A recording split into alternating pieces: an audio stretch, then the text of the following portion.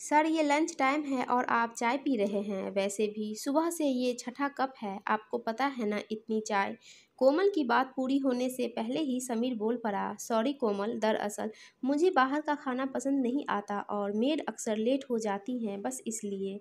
Sir आज पड़ोस वाली दीदी मेथी के पराठे और हलवा दे गई। आज मेरा फास्ट है। सोच रही थी अपना टिफिन किसी को दे दूं, अगर आप माइंड ना करे तो। अरे कौन कम वक्त मेथी के पराठे और हलवे के डेडली कॉम्बो को मना कर सकता है। तुम्हारी तो मजबूरी है, पर लगता है आज मेरी किस्मत अच्छी है। समीर चहका।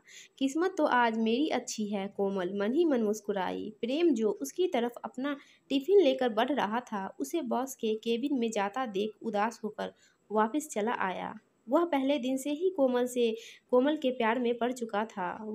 यह बात कोमल भी जानती थी, पर एक मामूली से एम्प्लॉय में उसे कोई दिलचस्पी नहीं थी। कारण यही था कि वह अनाथ थी, बचपन से ही अभावों में जीती रही। उसे किसी ने गोद भी नहीं लिया। अपने दम पर पढ़ लिख कर जॉब कर रही थी और चाहती थी कि कोई अमीर आदमी उसे पसंद कर ले। बचपन में जिस लंबे कद के कारण उसका सब मजाक उड़ाते थे, वही उसके काम आया। अब वह कमाने लगी थी। उसने अपनी ग्रूमिंग पर काफ़ी खर्च किया। Regular gym, diet, exercise, supplements, fashionable dress style से कटे कलर बाल, छूट फूट मॉडलिंग से शुरुआत करके अब वह इस मल्टीनेशनल कंपनी की परमानेंट मॉडल और एम्प्लॉय बन चुकी थी। प्रेम जानता था कि उसकी नज़र बॉस पर है, पर वे शादीशुदा थे। तभी जैसे बिल्ली के भाग्य से छींटा टूटा और बॉस के डिवोर्स की चर्चा पूरे ऑफिस में फैल गई। कोमल यह मौका हाथ से नहीं जाने देना चाहती थी। फिर जैसे किस्मत उसी के लिए सब खेल रच रही थी। एक शूटिंग के लिए 10 दिन के लिए उसे बॉस के साथ मुंबई जाने का मौका मिल गया। दोनों के बीच नज़दीकियाँ इतनी बढ़ गई कि लौटते ही दोनों ने शादी करने का फैसला कर लिया। बहुत ही छोटा सा फंक्शन रखा गया। कोमल को समीर ने सख्ती से मना किया कि किसी को कानो कान खबर न हो, क्योंकि डिवोर्स केस अभी कोर्ट में चल ही रहा था। डिवोर्स होते ही धूमधाम से रिसेप्शन करेंगे। फिर कुछ महीने बाद ही कोमल को पता चला कि वह प्रेग्नेंट है। वह बहुत खुश भी थी और घबराई हुई भी। एक तरफ उसका खुशहाल वैवाहिक जीवन और दूसरी तरफ उसका करियर। मैं अब भी 25 साल की ही हूँ। प्रेगनेंसी से फिगर खराब हो गया तो मॉडलिंग में काम नहीं मिलेगा। दूसरी तरफ समीर को किसी भी हाल में ये बच्चा चाहिए। पहली बीवी से तलाक इसलिए लिया क्योंकि शादी के 8 साल बाद भी बे औलाद थे और आए दिन लड़ाइयाँ होती थी। नहीं, मैं यह रिस्क नहीं ले सकती। बच्चे से हमारा रिश्ता और भी मजबूत होगा और समीर के पास इतना पैसा है कि मैं पूरी ज़िंदगी करके भी नहीं कमा पाती। अपने बच्चे को जन्म देने का फैसला कर लिया। समीर तो जैसे खुशी से पागल हो गया। उसने कोमल की जॉब छुड़वा दी और मसूरी की खूबसूरत लोकेशन में उसे बंगला खरीद कर दे दिया। कोमल को अपनी किस्मत पर भरोसा नहीं हो रहा था। उसका हर सपना पूरा हो गया। बेहद अमीर, हैंडसम और चाहने वाला पति और दुनिया का सबसे सुंदर बच्चा। वह हवाओं में उड़ रही थी। आज प्रोटीन शेक पीने का मन नहीं है समीर, प्लीज। कोमल ने समीर के हाथ में गिलास देकर बुरा सा मुंह बनाया और बस, यह प्रोटीन शेक नहीं है, इसमें सभी सप्लीमेंट्स है जो ब्रेस्ट फीडिंग के लिए बहुत ज़रूरी है जान, तुम तो जानती ही हो ना। समीर ने प्यार से उसके सर पर हाथ फेरा और बच्चों की तरह पुचकारते हुए उसे गिलास थमा दिया। उसका फ़ोन बार बार वाइब्रेट हो रहा था। झुंझलाकर वह बालकनी में गया।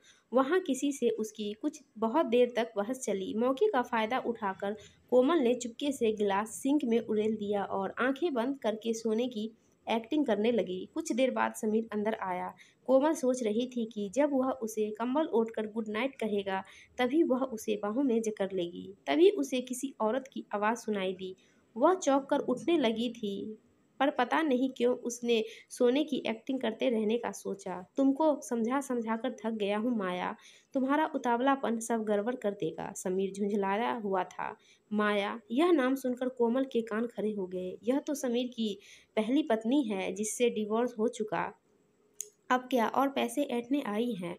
ओह, मेरा उतावलापन तुम्हें अंदाजा भी है? साल भर से अपने पति को किसी दूसरे औरत के साथ रहते देखकर कैसा लगता है? कहीं ऐसा तो नहीं कि मुझसे मन भर गया है और इस नई नवेली कली में ज़्यादा रस आ रहा है? पर भूलो मत, मैं माया हूँ। जो भी तुम्हारे पास है सब मेरा है। तुम्हें चुटकियों में बर्बाद कर सकती हूँ। माया फुफकार रही थी। देखा तुमने, मैंने कहा था ना यही सब होगा, लेकिन वह तुम ही थी जो मानने को तैयार नहीं थी। मैंने कहा था सरोगेसी करवा लेते हैं, तुम्ही ने कहा कि ज़माने भर की कानूनी उलझनों में पड़ने से अच्छा है कि मैं इससे शादी का नाटक कर लूँ। इसके आगे-पीछे कोई नहीं है, गरीब है और बहुत सुंदर, आकर्षण, लंबी पूरी जवान है।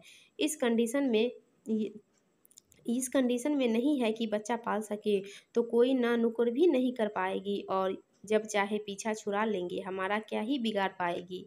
और अब तुम ही मुझ पर शक कर रही हो, समीर ने धीमी लहजे में कहा। शक होगा ही ना, मेरा आइडिया था बच्चा होते ही इससे पीछा छुड़ा लेंगे, लेकिन अब तो 3 महीने हो चुके हैं डिलीवरी के, तुम अभी भी इसके पल्लू से बंधे हो। माया कुछ सुनने को तैयार नहीं थी। देखो, यह हमारे बच्चे के फ्यूचर का सवाल है, 6 महीने माँ का दूध ज़रूरी है, उसके बाद तो हमारे पास ज़िंदगी पड़ी है। तुम ऐसे बार-बार यहाँ चली आती हो, मुझे इसके प्रोटीन शेक में नींद की दवाइयाँ मिलाकर देनी पड़ती है, इसका बुरा असर हमारे बच्चे पर भी पड़ेगा। साल भर भरोसा किया है, तो 3 महीने और सही जान प्लीज़। इस जैसी लड़कियों की तुम्हारे आगे बिसात ही क्या है, जब कहो लाइन लगा सकता हूँ। समीर ने उसे गले लगाते हुए कहा। हाँ, मन तो कर रहा है अभी इस डायन का गला घोंट दूं, पर ठीक है, 3 महीने और सही। मेरे बेटू को मेरे गोद में दो, इसके बिना रहा नहीं जाता अब। वे दोनों उसके बेटे को लेकर बाहर चले गए और कोमल की चीखें उसके गले में ही घुट कर रह गई।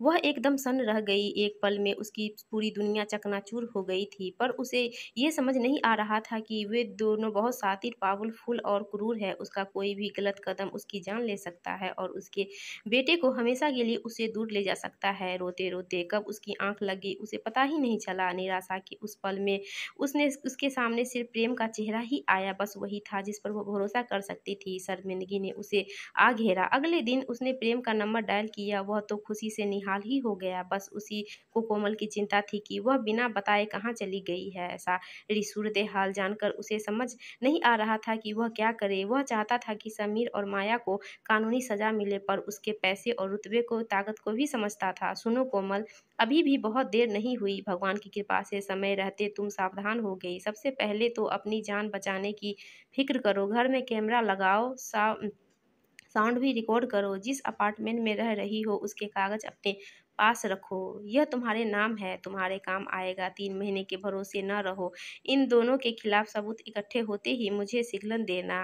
हम इस देश से बाहर निकलकर इन दोनों पर केस करेंगे। तुम्हारी और हमारे बेटे की सुरक्षा निश्चित करने के बाद कोमल के पास उसका शुक्रिया अदा करने के लिए शब्द नहीं थे। उसने सब कुछ वैसा ही किया जैसा प्रेम ने कहा। हवाई जहाज़ उड़ चुका था, उसका हाथ प्रेम के हाथ में था, उसका बेटा प्रेम की गोद में सुकून से सो रहा था। प्रेम हर चमकती चीज़ सोना नहीं होती, सादगी की भी अपनी खूबसूरती होती है। यह बात मुझे देर से समझ आई।